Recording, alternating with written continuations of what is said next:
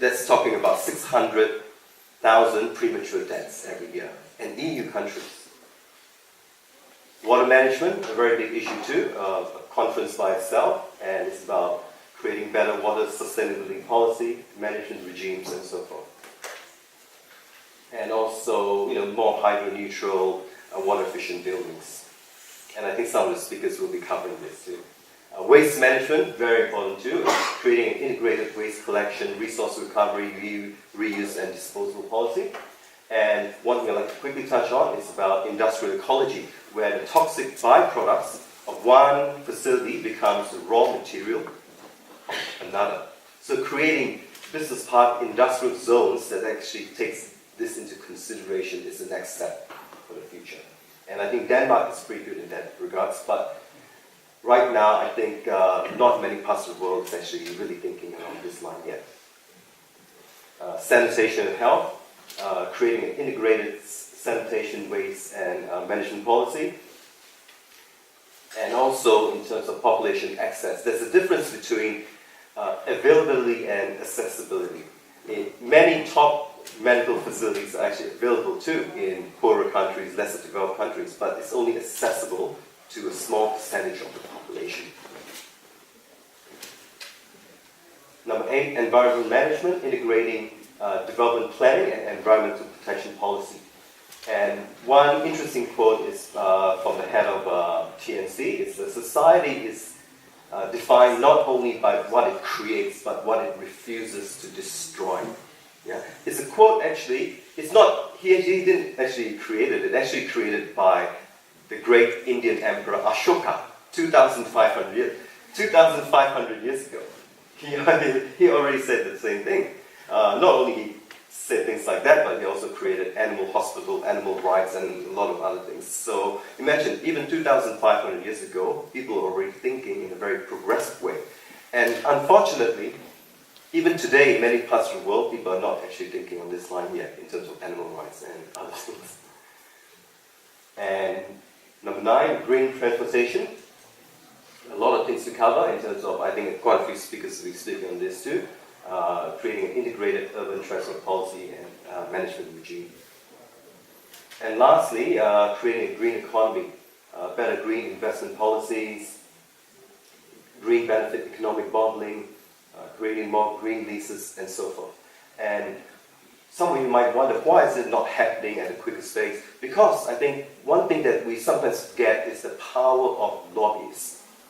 For example, in the US, they've done a study, and it's quite a well-known study. They studied 200 of the top lobbying companies in the US. Only 200 of the top. And they spent about $5.something billion in lobbying. But they got back in return about 4.4 billion in terms of subsidies. Sorry. Yeah? Imagine a 750 times return in terms of return on investment. Yeah? And that's why sometimes things don't happen, because there's things playing behind what we know of. And lastly, how do we normally add value? Well, we help in terms of spreading our Green City framework. We help introduce leading experts to many communities and projects. We introduce advanced green technologies to help with certain projects. We give them ideas on how to attract more investments, and also help them with international recognition, because over the past decade, we've built up a big database of influential political and business decision makers around the world. And this is a quote that we made quite a few years ago. I won't read it, I'll just let you guys read it.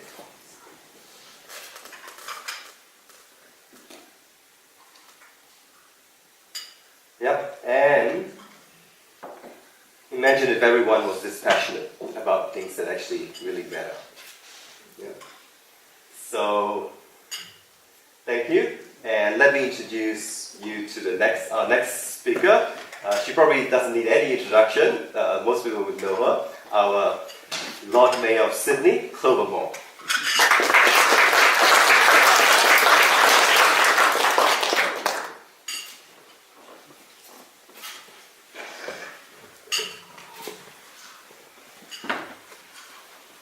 Thank you, and good afternoon, everyone.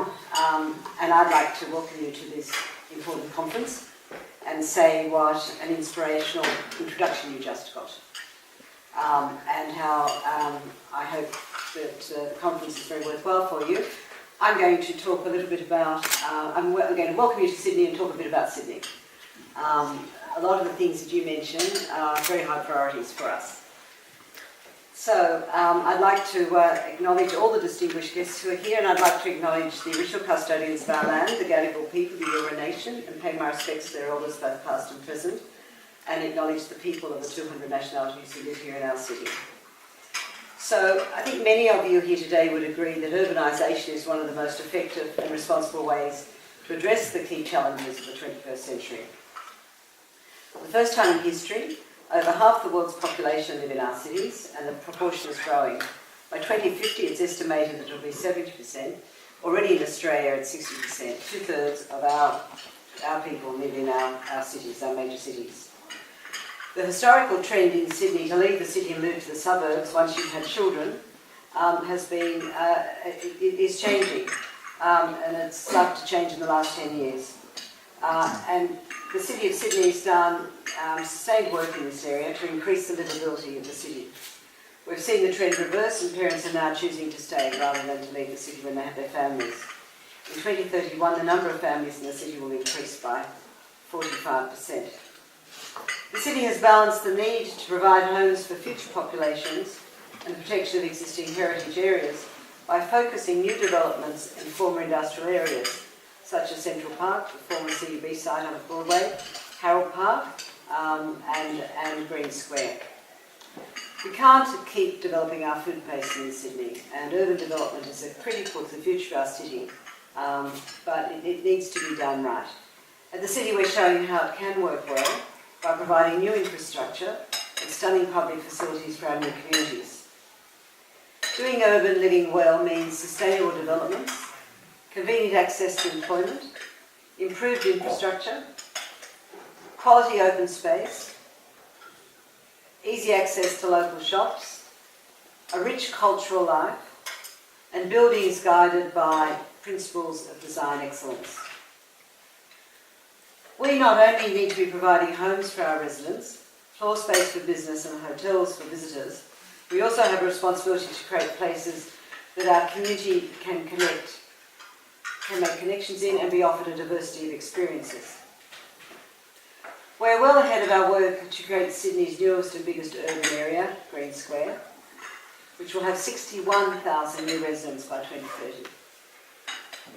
Our commitment from the start has been to get the provision of streets, public spaces and community facilities right. We've committed $540 million for roads, for stormwater, for footpaths and for street furniture and community facilities, including childcare, a new library and plaza, new parks and playgrounds, an aquatic centre, affordable housing and creative spaces. We recognised early that there was going to be a need for mass transit in the area, and that was becoming urgent. We've led the campaign by investigating and developing the feasibility of light rail for Green Square. We invested more than $40 million to purchase the key properties on the corridor, and we're making sure that new drainage, power and water supplies under the roads don't conflict with future space needed for tramways. And we're negotiating with major developers to deliver parts of the transit corridor as a developer contribution. It's terrific that the current Transport Minister has recognised the need for light rail in the area, and city staff are now working with Transport for New South Wales to assess funding models and route options. Our approach in Green Square is symbolic of our overall approach to city making. When I became Lord Mayor in 2004, I wanted a plan that would continue no matter who was in Town Hall, who was here in Macquarie Street, or indeed who was in Canberra. So we undertook the largest ever community consultation in the city's history, with residents, with business, with government and statutory authorities, with visitors and with educational and cultural institutions. Interestingly, 97% of people told us they wanted us to take action on climate change. This is back in 2007. They also said they wanted a city, 2006. They also said they wanted a city with a strong economy, one that supports the arts and connects people to each other and to the world. hence green, global and connected. We've stuck to our plan. It was never going to be going to the bottom drawer, like so many other visions, to be forgotten and go to dust. It guides everything we do, and we test all our proposals against it. At the city, we consult, we do the research, we make the commitment, and then we do the work. High quality urban environments, with their proximity to parks and open spaces, cultural experiences, retail diversity, attract residents, tourists, and the young, mobile 21st century workforce. Sydney's in competition with other global cities for these workers and visitors, and our experience shows that a city that's appealing to residents is also a place that attracts workers, tourists and investors. Since 2004, we've completed over 250 projects, including parks and playgrounds, childcare, pools, libraries, theatres, community and cultural spaces. We're now working on 370 projects as part of our 10-year plan. We've approved around $25 billion worth of high quality development and significant urban renewals underway. We actively encourage design excellence in private development and in our own public projects. City experts work closely with developers to guide outcomes, including public benefits, where appropriate, like childcare centres, public art, creative space and end-of-trip facilities for cyclists. Major development projects are required to go through a competitive design process. It's the only statutory pre-DA system for private land in the world, and it's paid for by a floor-space bonus. It's provided an enormous boost to the quality of architecture, to public art and landscape design in our city. Congestion costs Sydney $5 billion a year. By 2020, if it was business as usual, it will soar to $8 billion. So after 16 frustrating years of inaction by the former government here in the state, we did our own research at the city with the best minds in transport and city design, including the internationally renowned urbanist Jan Giel, to develop a transport policy to address worsening congestion. Now most of our transport policies are reflected in the current state government's own transport strategy. The key project is the $1.6 billion 12-kilometre light rail line connecting Randwick and Kingsford in the southeast with Circular Quay. The city has committed $220 million to the public domain elements of the project. Within our own jurisdiction, we initiated a separated destination-based bike network to provide a viable transport option for those who want to ride, and we are improving pedestrian links and advocating for pedestrians to be given better priority over through traffic. Each year, we invest more than $34 million in the cultural life of our city through sponsorship of internationally renowned festivals and events, and in public art that surprises and delights, including our Eora Journey, a cultural trail that recognises the continuing Aboriginal presence in our city. Millions of people watch our festivals and events and New Year's Eve fireworks and the Chinese New Year Festival, which of course, as you would probably all know, is the biggest outside Asia, to name just a few of those festivals that we run. In the next 10 years, we'll invest $500 million on a range of cultural initiatives, including new facilities.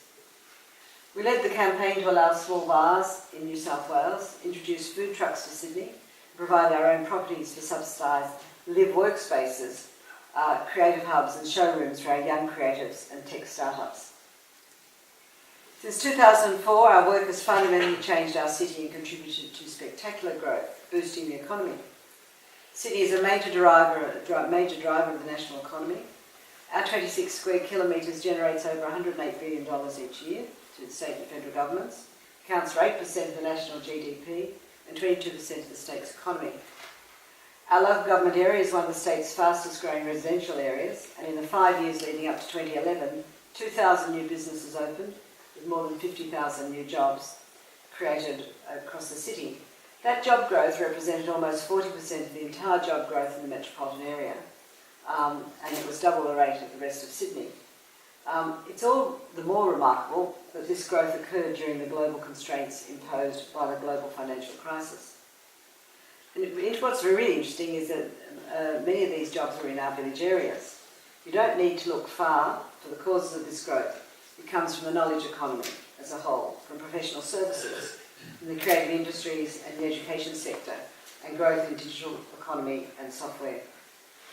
We have 15% of all Australia's information, communication and technology jobs here, and 13% of all creative and performing arts jobs. The concentration is even higher in the digital sector, with, for example, 60% of Australia's internet publishing jobs based in our area. We also have the highest concentration of start-up companies, and we're keen to encourage more. Our draft Tech Startup Actions Plan outlines the steps we can take to support and encourage the start-up community and how we can increase access for investment, talent and skilled support network. In a huge vote of confidence in the governance, management and facilities provided by the city, as well as the transformative effect of the light rail project being undertaken by the New South Wales Government, Central Sydney has hit an all-time high in building activity. Developers have lobbed up applications and concept plans with the city for projects valued at a record $7.45 billion just this year, an increase of more than 64% on the previous year's record of $4.5 billion. About half the new development applications are for significant projects in the city, the CBD, the centre of the city, with others concentrated in surrounding urban renewal areas, including Green Square, Harold Park and Westconville. Sydney's growing popularity with tourists and business travellers has seen owners and operators lodge applications to build 20 new hotels, adding more than 2,300 rooms, and there are preliminary discussions underway for a further 5 hotel projects of varying sizes. This array of projects will accommodate and generate additional jobs, bringing more industries and attracting new investors to our continually improving city centre.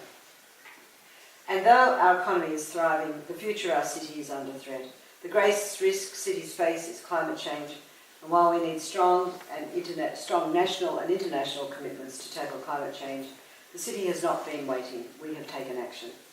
Our work shows that more ambitious targets are possible and compatible with strong economic growth, and I think that is another bit, and that's the argument we can use to those naysayers. I'll just repeat it. Our work shows that ambitious targets are possible and compatible with strong economic growth, and I've just shown you the strong economic growth. We've set a goal of 70% reduction in greenhouse gas emissions based on 2006 levels for our city government area. The target's backed by a suite of innovative master plans. We have an energy efficiency master plan to reduce energy usage by over 33% by 2030, almost half our target, and save residents and businesses over $200 million. Our renewable energy master plan shows how Sydney could be powered 100% by renewable energy by 2030. Our other master plans have been developed for advanced waste treatment, climate change adaptation and local water provision. We are making good progress towards our targets. We've reduced our own greenhouse emissions by 23%, next year it will reach 26%, and in 2007 we were the first carbon neutral local government in Australia. Greenhouse emissions across our local government area have fallen by 12% at the same time as we've enjoyed a period of strong economic growth. So it's 23% for our own operations, it's 12% right across the city. Our carbon intensity, the amount of greenhouse emissions for each dollar of economic output, has fallen by almost 30%. Partnerships are essential for us to reach our goals. Our Better Building Partnership includes the leading public, private and institutional landlords that collectively own more than 50% of the city's commercial office space. This group works collaboratively to improve the sustainability of their buildings, so far delivering a 35% reduction in emissions since 2006, and they've saved their shareholders $30 million. The city is an active member of the C40 Cities Climate Leadership Group. This was established in 2005 to reduce greenhouse gas emissions and address climate risks and impacts. The C40 Group is